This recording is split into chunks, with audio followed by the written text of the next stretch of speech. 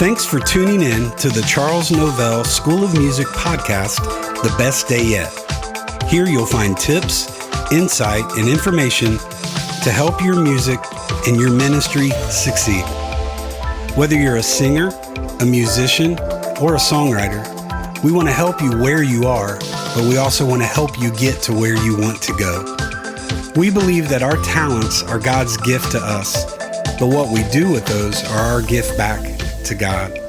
Yesterday's information is important, but what we can learn today will make this the best day yet. Hey everybody, Rob Novell with the Charles Novell School of Music. CNS 26 is already off and rolling. Will take place June 21st through the 27th at Bethel University in McKenzie, Tennessee. Registration opened August the 4th, and we're waiting on you. CNS is a place where you can develop your life, your music, and your ministry. Make plans now, save the date, and join us for CNS 26. Hey, welcome back to another episode of the CNS podcast, The Best Day Yet. Rob Novell here. I'm excited to share with you today. We're just going to talk a little bit off the cuff from my heart. Going to kind of let you in on where God has me right now and kind of my personal study, growth, discipleship. I love God's lessons, no matter how He decides to bring them to us. And so we're going to talk on some things. I told somebody this yesterday. So I'm Pentecostal. I grew up Pentecostal, and one time I was asked, "You're Pentecostal, right?" I said, "Yep." And they said, "You guys believe in backsliding?" I said, "So much we practice it." Last week, y'all, I'll be very transparent up front here. I had a Wednesday of last week. We'll talk a little bit here in a minute. Wednesday of last week was one of those days that all my Baptist friends out there, I literally just opened a hornet's nest. We will not get down into can you lose it or you can't lose it. I just was raised that you can, and that word's backsliding. And man, I had such a bad day last Wednesday that I practiced my Pentecostal heritage. And now, full disclosure, before you hit the stop button and scroll on to something else, me and God are good. We got everything fixed. But man, just rough. But the lesson within last week, and how God uses little things. It's all about His timing, everybody. We can't orchestrate this thing on our own. He's conducting, and we have to rely on Him to give us our cues, tell us, at times when to play, at times when to be silent, at times when to rest. So how about all those music analogies right there? Man, that's pretty good. Hey, before we get into things, I want to mention, you heard the promo right at the beginning. CNS 26 registration has been open for 1 week. And y'all, we have, we're at 40 students already registered for CNS 26 next June. That's super, super exciting for me. That happened on Monday last week. That'll tie into what we're going to talk about today. But so registration is open for CNS 26. If you've never attended a CNS and you have wanted to, this would be a great one. We've got a lot of special guests that I'm already scheduling to come and be with us. Concerts are already kind of being nailed down. Our normal staff will be with us. We have an amazing core staff at CNS, and they are with us all week long for the entire event. But then we bring in special guests daily to come in and speak into the lives of our students. So just really excited about what is happening in CNS 26, June 21st through the 27th at Bethel University. But also, we have between now and June 21st, we have 4 CNS regional sessions in the books. We have open registration for 2 of those events that are happening this fall. The first is, and let me explain real quick, our weekend sessions are kind of a mini version of our full week CNS summer session. We go into local areas in different parts of the country. That's why we call them regional. And we do weekend training sessions all Friday evening and then all day on Saturday. We cover voice, we cover instrumentation, piano, guitar, bass guitar. We have songwriting classes that happen at the weekend sessions. We have performance classes. We have a class called performance training. That's where you get up, you perform in front of our staff that's there. These weekend regionals are smaller, more intimate settings, again, of our summer session. And so we have a smaller staff. I don't have my entire staff with us at these weekend events, but performance training, you get up, you perform, we critique you, we help you, give you tips and suggestions that can make your performance better, but more importantly, remove distractions from your performance that will allow the ministry to go forth more efficiently and effectively. Here at CNS, we believe that an effective ministry is a polished ministry. So CNS is here to help you. We do that each summer, but also these weekend sessions. You can take private lessons during the weekend. We get into some technology, social media. We talk about that aspect. I love in Nehemiah, it said that Ezra stood on a platform built for the occasion and preached the gospel. And I think all these centuries ago when that was penned into our Bible, I think it was very prophetic, because what do we call all of these different social media sites? We call them platforms. So again, in Nehemiah, it says, Ezra stood on a platform built for the occasion and preached the gospel. So we cover at these weekend sessions some social media tips as well, content, how to grow your reach, different things that are going to help you be more efficient again and effective with your ministry. So our next session is coming up in Arkansas. We will be in Evening Shade. I am very excited to get to Evening Shade to see. I have always, my entire life, wanted to go to Evening Shade, Arkansas, and I will get to go there October 10th and 11th. We will be at the Evening Shade First Baptist Church there in Arkansas, and we're going to have a great weekend. So registration is open for that regional at www.cnsmusic.com. And then also in November 14th and 15th, we will be back in Cincinnati, Ohio, with the GCSGMA. If you listened to last week's podcast, we had Madam President Linda Covert on the episode last week, and we were talking all things GCSGMA. So we will be in Cincinnati November 14th and 15th, holding a regional session there in Ohio. So Arkansas, October 10th and 11th, and then Ohio, November 14th and 15th. So www.cnsmusic.com. We would love to see you at one of these events. Gives you a really good glimpse into what CNS is all about.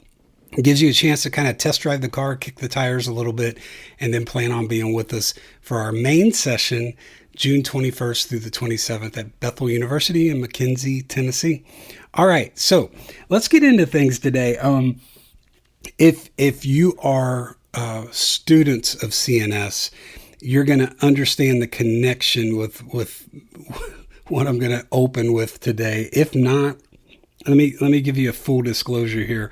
About 6 or 7 years ago, during the school, I had to run to Walmart on the Friday, the last day, and I had to get something. And when I went in, I passed right there in the produce section this little display full of bananas.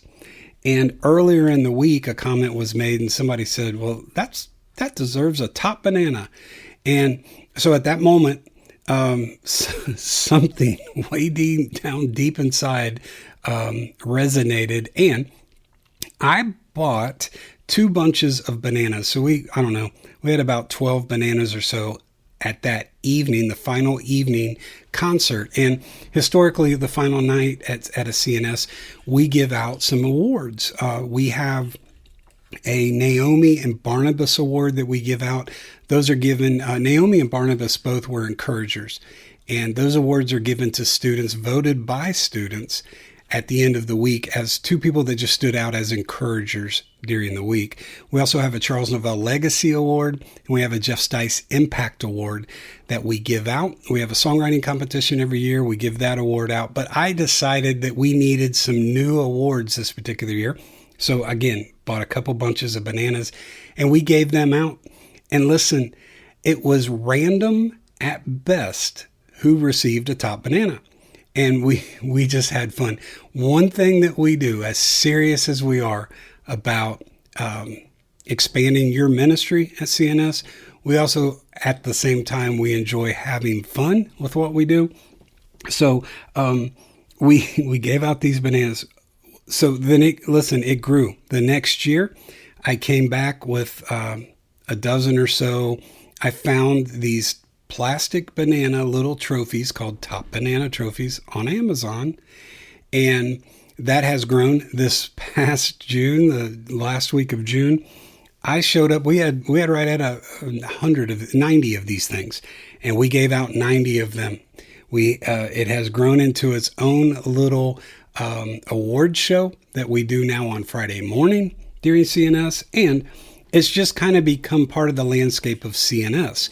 So almost daily, I'm getting today. I got Cynthia Wurzelbacher from Cincinnati, Ohio, sent me a picture, and she said, I can't think, or I cannot see bananas without thinking about you. Now, I don't know what that says. I don't know if that's a compliment or something I need to show that text to my therapist at my next session.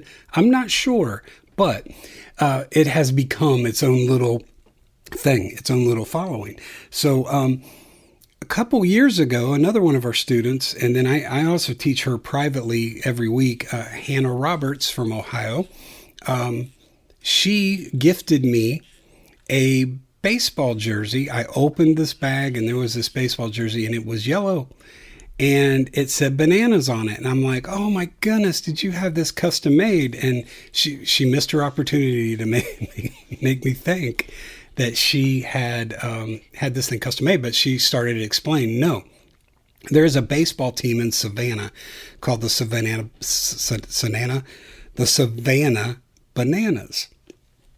First time I had heard of the Savannah Bananas, this is maybe 3-4 years ago. So since then, as this banana thing has just continued to go and grow, I figured I needed to know. How about that, songwriters? Go, grow, and know. Look at that. Look at that. So I started looking into the Savannah Bananas. Well, the other night, I happened to catch a live game at ESPN. They are on a tour. They are playing games at every MLB stadium in the country. And so I watched this game the other night. And honestly, I didn't know until watching, but they have their own rules. It's called Banana Ball. It's a modified version of baseball. It has 11 unique rules that are designed to speed up the play and increase fan engagement. Now, it has become its own thing too. There's entertainment with it. They can be in the middle of an inning and just stop and start, like all the outfielders come in and they start this choreographed dancing, and it's entertaining. It's fun. Some of the key differences in their rules, they have a 2-hour time limit. There's no stepping out of the batter's box, no bunting, batters stealing first base, no walks, and fan involvements. Fans are involved in challenges and outs. So I'm actually going to read. I had pulled this up because I want to make a point here. Here's kind of a breakdown of some of the key rules in Banana Ball. Inning points. Each inning is worth 1 point, with the team scoring the most runs in an inning earning a point. Every run counts as a point in the final inning. So here's what happens. First inning, their opponent gets 3 runs, and say the Savannah Bananas get 4 runs. That's hard to say. The Savannah Bananas get 4 runs, then the Bananas get a point. And at the end of the game, the team with the most points, not runs, but points, is who wins. So there's a time limit. Games have a 2-hour time limit with no inning starting after 1 hour and 50 minutes unless there's a tie. Stealing first. Batters can steal first base on any pitch, including wild pitches or pass balls. No walks. Instead of walks, batters sprint to first base on ball 4, with the catcher throwing to all fielders before the batter can be tagged out. So he takes off. The catcher throws the ball has to go. It has to touch each infielder. They have to throw it to each other. If they can do that before the runner gets to first, he's out. No bunting. Bunting's not allowed, and doing so results in automatic ejection. No stepping out. You don't step out of the batter's box. It results in an automatic strike. Fan involvement. This was neat. In watching this game the other night, fans that can catch a foul ball. You know how balls are hit into the stands. If the fan actually catches that ball, it's an out. It scores as an out. So, they foul tip the ball and all the players are watching. The fans start cheering, or the players start cheering on the fans at that point. There's a showdown tiebreaker. If the game is tied after 2 hours or 9 innings, a showdown tiebreaker occurs where the pitcher and the batter face off with a one fielder. Golden batter. Teams can choose any batter to hit in any lineup position, allowing for strategic matchups. No mound visits. Mound visits are not allowed. That speeds the game up. And then every fielder touches the ball. In the case of a ball 4 sprint, every fielder must touch the ball before the batter can be tagged out. So those are just 11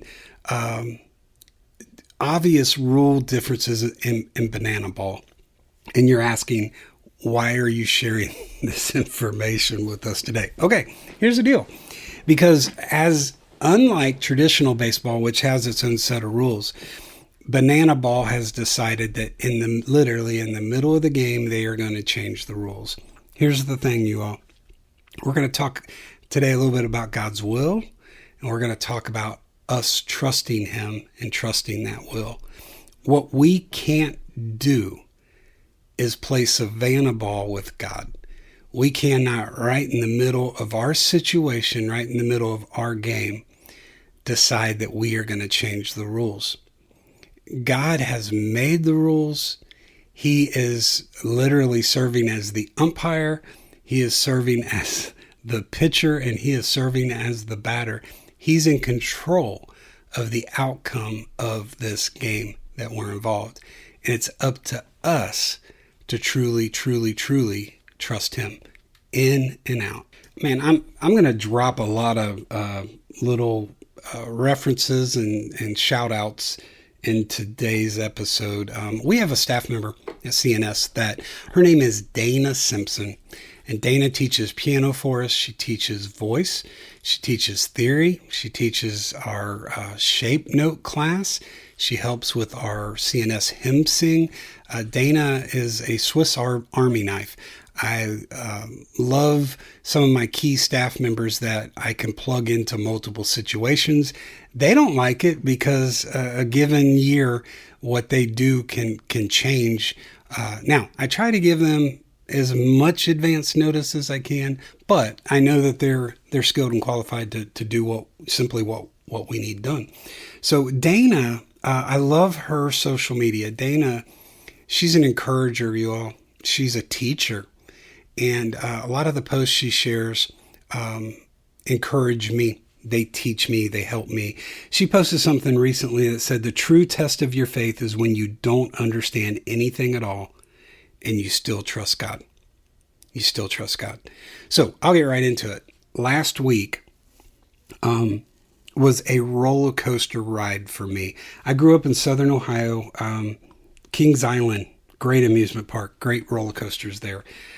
I had season passes pretty much every year. I look back at those summers and I'm like, Okay. Mom and dad would literally drop us off in the front, right out at the street. There was a drop off. They would drop us off, me and usually a friend, and 9, 10 o'clock in the morning during the summer, and they would come back at 9 or 10 o'clock. I mean, we were there all day, and we would ride those roller coasters. I remember the first time that I rode the Beast at Kings Island. Literally, you all, I can take you to that park, to that ride, and show you the seat that I sat in, because my hand imprint is forever engraved in that metal bar. Because when we started up that first hill, man, I just grabbed a hold of that bar and held on. And I've looked back to that so many times in my life, because a week like last week, when I review the tape of last week, that was one of those grab the bar and just hang on kind of weeks. I mentioned we opened registration on Monday of last week for CNS 26, and what an amazing day that was. We had a record set. We received 26 registrations on the first day of registration for an upcoming CNS. We've never done that, so that was really, really exciting. And as the week unfolded, I realized God gave me a hug on Monday, because I was going to need it as the week went on. So Dana also posted, and I looked on her social media, and I couldn't find this, but I remember her posting something about trusting God, trusting His will in the good times and the bad times. Or maybe the challenge was a little bit more, do we trust Him? It's easy to trust Him on the mountain, do we trust Him in the valley through things? So last week, I won't get into horrible details. However, literally while we were at CNS 25, my kids were not able to attend this year. In the middle of the week, we got a call from them, and they said, "Hey, the house is kind of hot. I'm not sure the air is working." So we got a great AC guy, heat and AC, and I called him from 300 miles away. He showed up. He fixed things and billed me. He took care of my kids while I couldn't being away. So we dropped not a ton of money, but a more money than I wanted to drop at that time. And we come home 2 weeks later. It went out again, and I called my guy back, and we put a couple, 300-400 more into it, and so we're starting to add up now.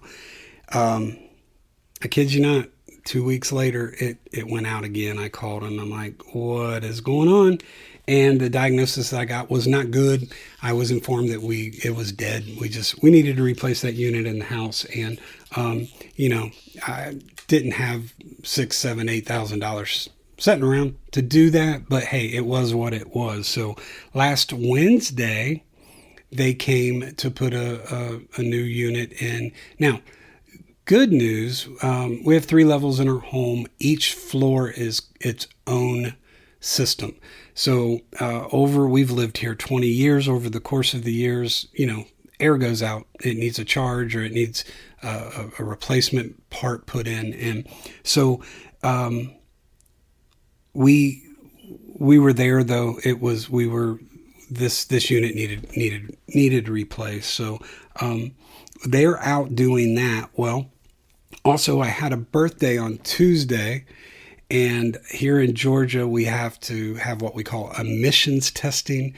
We have to spend $25 to go for them to plug a cord up to our car computer, so we can then go get a $20 sticker to put on our tags. All kinds of, that's a whole other episode that we could talk about that.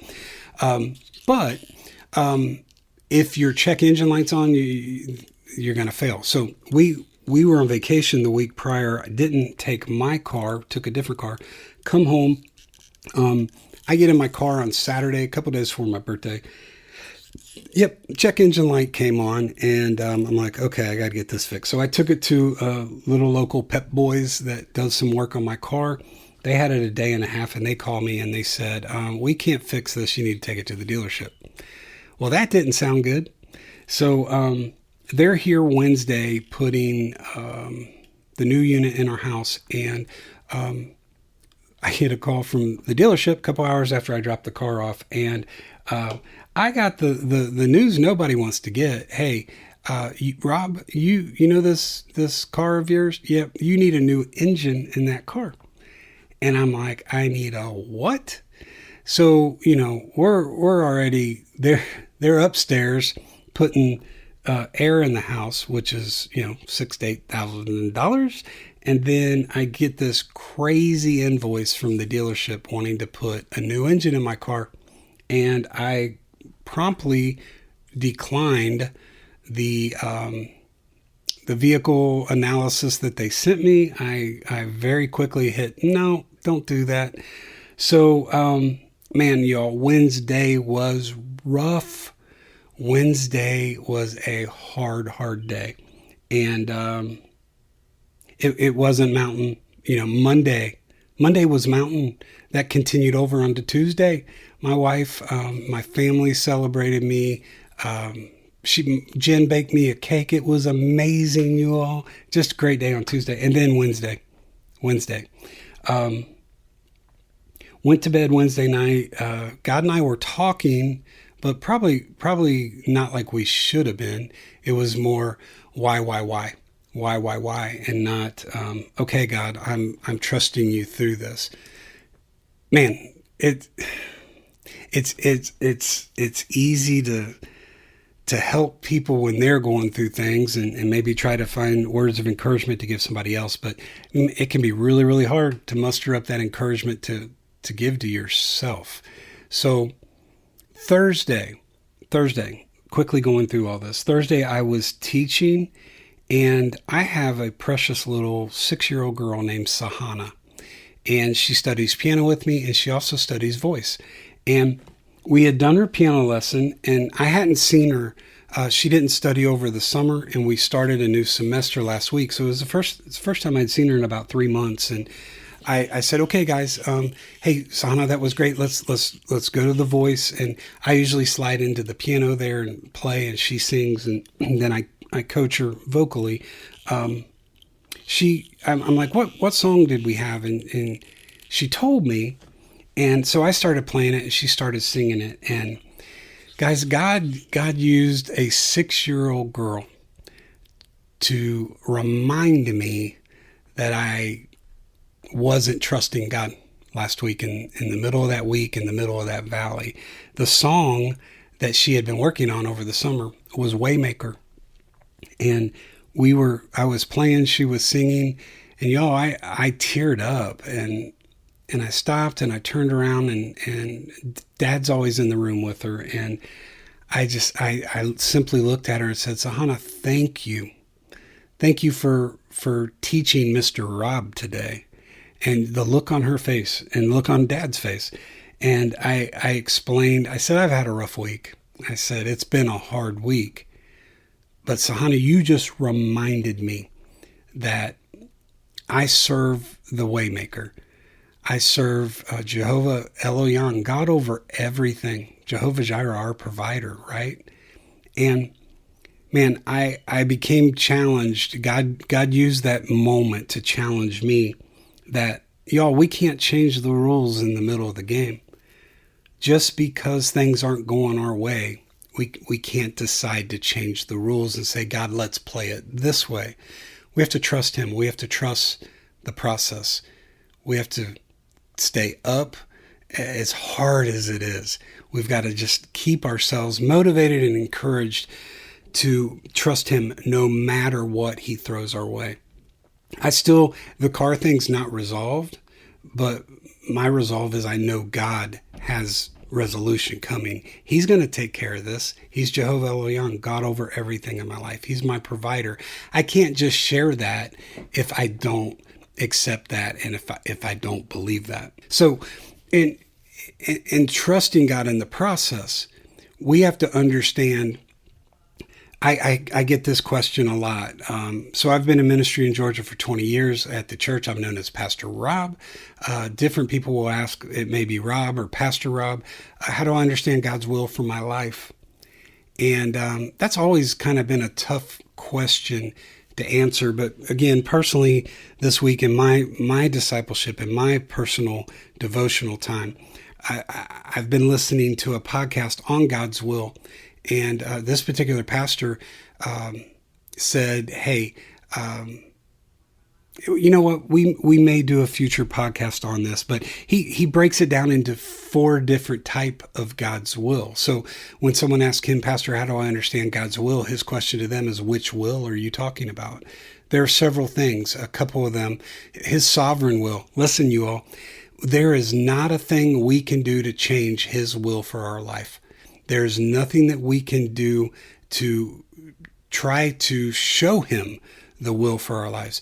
His sovereign will is simply going to happen regardless of what we do. This is his ultimate master plan. It's going to happen. His will is going to happen, and there's nothing we can do to stop it or change it. You know what? Let's go ahead. Then what I've been learning, there's the second is God's moral will, or his revealed will. This is his will for how we behave. It's revealed in his word, and it doesn't change. It doesn't change. His word tells us how to live. So his moral will, as long as we are walking out our lives according to what the word says, how we should walk out our lives, I believe, as I've been learning, that is walking within his moral will. And then there is his permissive will. This is something that God may not directly cause, but God may allow it. You may not like it, you may not understand it, but God allows something in his permissive will. He gives us the opportunity to make choices. I've talked before about this. It's not the act that's remembered, but it's the reaction. Y'all, Wednesday, listen, it's not going to be hard for me to remember Wednesday, or forget, I'm sorry. It's not going to be hard for me to forget last Wednesday. That's the act. But the reaction, how I responded to that, how I responded to last Wednesday, that's what's important. It's how, when these things happen in our lives, again, do we fall down on what we believe should happen, or are we trusting God in the middle of the process? Then the final one is God's personal will. That's specific to how God designed the will and plan for us.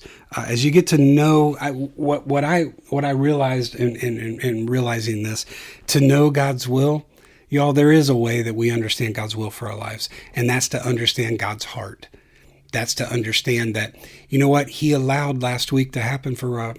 Sometimes I believe he lets us go through things to test us. You know, how was Rob gonna react to that? I don't know. All I do know is that little girl challenged me on Thursday. And then again on Friday, I had another student that I teach virtually. She's in Ohio. I'm in Georgia. She was a first-time student at CNS 25, and it's Lauren Roberts. If you're part of the CNS family, you'll remember her. She's the nice version of Hannah Roberts. Lauren, the nice version of Hannah. So we were in her lesson, and she was working on a couple things. We do guitar and we do vocal, and she was working on an instrumental, and she started playing the instrumental. And y'all, God will speak to us in advance of these situations. The previous lesson, which was a couple weeks earlier, we were working on this instrumental of Through It All. And I had an idea why she was playing that week. We made a medley out of Through It All and an older song, Give Them All to Jesus. And so Friday, day after Savannah, another student gives the teacher the final lesson. She was playing Through It All. Man, I love that third verse. I thank God for the mountains. I thank God for the valleys. I thank him for the trials he's brought me through. For if I've never had a problem, I'd never known that he could solve it. I wouldn't know what faith in God could do. Last week, I needed that reminder. So as I did with Sahana, I thanked Lauren for ministering to me, not only teaching me and reminding me, but God used music last week. Music's such a powerful thing, you all. He used a student through music to remind Rob that everything was going to be okay. Is last Wednesday resolved? No. But on the other side of me, being pulled back to the side of trusting God and not trying to change the rules in the middle of the game, God began to open some doors. I've got an appointment tomorrow. I'm going to get a second opinion on the entire car situation. And you know what? I'm believing in faith that a good report comes my way tomorrow. So, be encouraged through good times and bads that nothing is changing. He's in control. His will is going to be done, and it's just for us to trust the process. Final thing, I heard, and I've mentioned this on podcasts before. I was watching a documentary about a year ago, a secular artist, but he said something at the end of in the last 15, 20 seconds. He had shared in the documentary some personal struggles he's a singer, some personal struggles he had been going through with his voice. And he said, I've just had to realize that through the process, I measure the progress. And man, when he said that, secular artist, secular documentary, but man, the Holy Spirit used that to encourage me. And I had to go back to that this past week. Through the process, you know what? God's molding us. He's holding us. He is he's shaping us into what His sovereign will for our life is. So through the process, trust Him, and then through the process, measure the progress. And if you do, I promise you, if you truly, truly, truly, in the good times and the bad, praise His name. In the good times, praise His name. In the bad times, do the same. Another older song. I promise you, if you can tap into not making the mistake that Rob made last week, you will realize that information will make today your best day yet. Y'all be blessed. We'll see you next week. Bye. Thanks for listening to the Charles Novell School of Music podcast, The Best Day Yet. You can follow us on Facebook, Instagram, and Twitter under the name the Charles Novell School of Music. And for more information on CNS and our upcoming events, like our online school, our weekend regional sessions, our creative coaching, and our pastor's retreat, you can visit us at our website at www.cnsmusic.com. As you've listened to this episode, we hope that you've gained some information that you can apply to your music and to your ministry to make today the best day yet.